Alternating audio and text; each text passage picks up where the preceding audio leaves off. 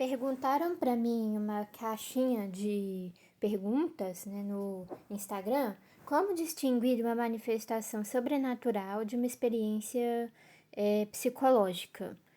E eu dei uma resposta que assim, que é meio que um resumo de várias coisas que eu falo, né, em postagens, e aí eu resolvi trazer em vídeo. O fato de algo ter consequências psicológicas não significa que tem origem psicológica. O ser humano tem a dimensão racional, emocional, espiritual e física, e uma afeta a outra. Por exemplo, quando oramos, isso tem efeito em partes do cérebro associadas ao físico e ao emocional. Isso não significa que a oração tem apenas dimensão psicológica. O que a gente precisa tomar cuidado é com a indução psicológica. É quando Deus não está fazendo, mas outros ou nós mesmos estamos manipulando para tal. Ainda assim, mesmo com origem espiritual, isso pode afetar sim o psicológico. É um assunto longo, mas a melhor forma de diferenciar, acredito que é pelo fruto que a experiência causa. Alguns exemplos da minha vida. Existe uma prática chamada de cair no espírito. Muitas vezes as pessoas caem porque tocam na cabeça, criam uma atmosfera para isso e até colocam o pé para tropeçarem. Acreditem se quiser.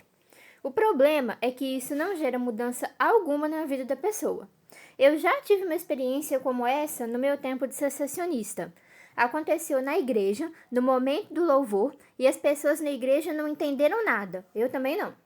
O fato é que Deus fez isso para parar com o meu comportamento de olhar para pentecostais como pessoas ignorantes e para eu parar de manipular os irmãos por causa disso. A experiência acabou com isso de forma instantânea, mas meses depois, em um culto, eu pedi perdão a Deus de forma consciente. E foi assim que o cessacionismo começou a ruir, porque rompeu essa barreira na minha vida. O engraçado é que quando eu abandonei o cessacionismo, aí sim, cessaram todas as experiências espirituais boas da minha vida. Quando eu não queria e resistia, Deus tentava e eu nada. Quando eu cria e queria, aí Deus é que não fazia mais. E isso me gerou uma crise enorme, porque eu pensei ter perdido todas as minhas oportunidades para servir e cumprir os propósitos de Deus. Então eu ia para vários lugares em busca de experiências e não vivia absolutamente nada. Tinha só aquela emoção do momento ali que só me deixava muito pior depois.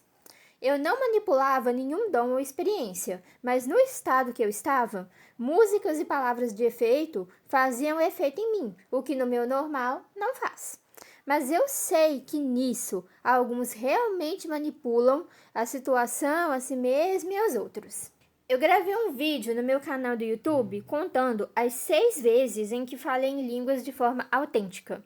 Todas elas foram orações que Deus me levou a fazer para me preparar para mudanças radicais em aspectos que eu não cria, não queria ou não sabia. Teve propósito.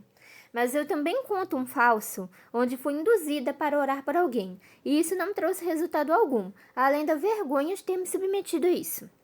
Depois do vídeo, já teve a 7ª vez que seguiu o mesmo padrão.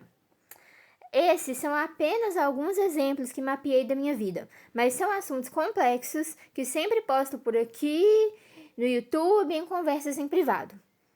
Mas até hoje isso me causa alguns problemas, quando eu tenho que explicar que mesmo com todo aquele absurdo, eu era crente verdadeira e que nunca perdi a salvação. Que tudo aquilo ali se referia a propósito e missão, e não a comunhão com Deus. Tem gente que não consegue entender isso. E eu aviso mais uma vez, como sempre faço. Não há problema com a tradição cessacionista.